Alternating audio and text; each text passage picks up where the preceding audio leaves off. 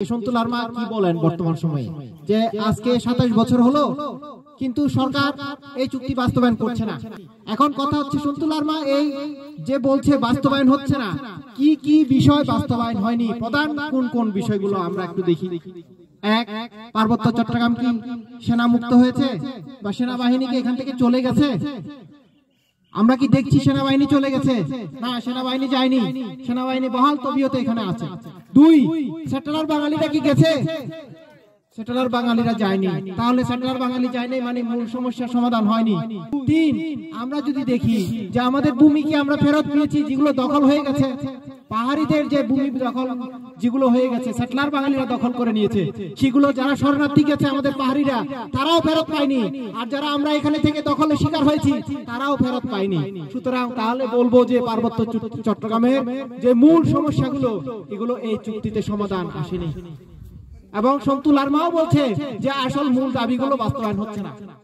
সরকার বলছে 70% বাস্তবায়ন করেছে, আর আমাদের সন্তু লারমা বলছে বাস্তবায়ন করছে না। তা আমরা এই জায়গায় দাঁড়িয়ে বলবো যে সরকার যখন চুক্তি করার জন্য সন্তু লারমার সাথে আলোচনায় বসছিল দফায় দফায়, তখন 1997 সালে 10ই মার্চ তখন আলোচনাকালীন পাহাড়ি ছাত্র পরিষদ, পাহাড়ি গণপরিষদ এবং হিল উইমেন ফেডারেশন ঢাকার রাজপথে জানান দিয়েছিল এবং সরকারকে এবং সন্তু লারমাকে বলেছিল এই চুক্তি করতে গেলে এই বিষয়গুলো মাথায় রাখতে হবে, সেনাবাহিনীকে বেড়াকে ফিরিয়ে নিয়ে যেতে হবে, পার্বত্য ভূমি ফেরত দিতে হবে, পাহাড়িদের প্রথাগত ভূমিধিকার নিশ্চিত করতে হবে এবং সেনা সেটেলারদেরকে প্রত্যাহার করে নিয়ে যেতে হবে।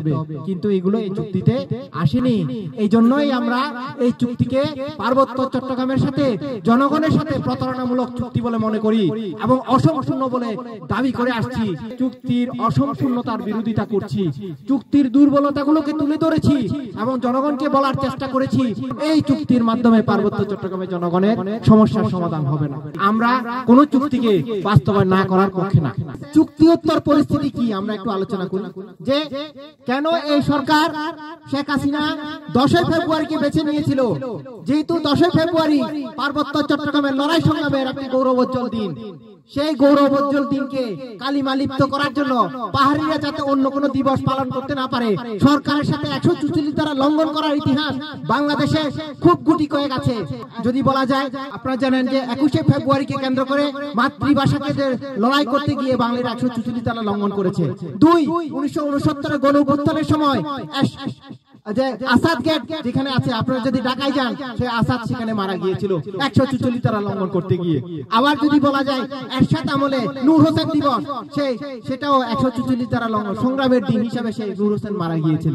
সেরকম একটি দিন আমাদের পার্বত্য চট্টগ্রামের জন্য 10ই ফেব্রুয়ারি 1994 সাল, সেই সালটিকে কালিমা লিপ্ত করে যারা জনগণের সাথে প্রতারণা করে আমাদের অস্ত্রগুলো 50,000 টাকার বিনিময়ে এই সরকার কাছে গুছিয়ে দিয়েছে, তারা এই দিবসটিও মাথায় রাখেনি। আজকের এই অবস্থায় দাঁড়িয়ে আমরা বলি সংগ্রামের গৌরবোজ্জ্বল দীপশিখাকে আজকে আমাদের ভিতরে প্রজ্বলন করতে হবে, আমাদেরকে জানতে হবে ইতিহাস, তখনই আমরা এখান থেকে শিক্ষা নিয়ে আমরা আগামী দিনে সংগ্রাম বেগবান করতে পারবো।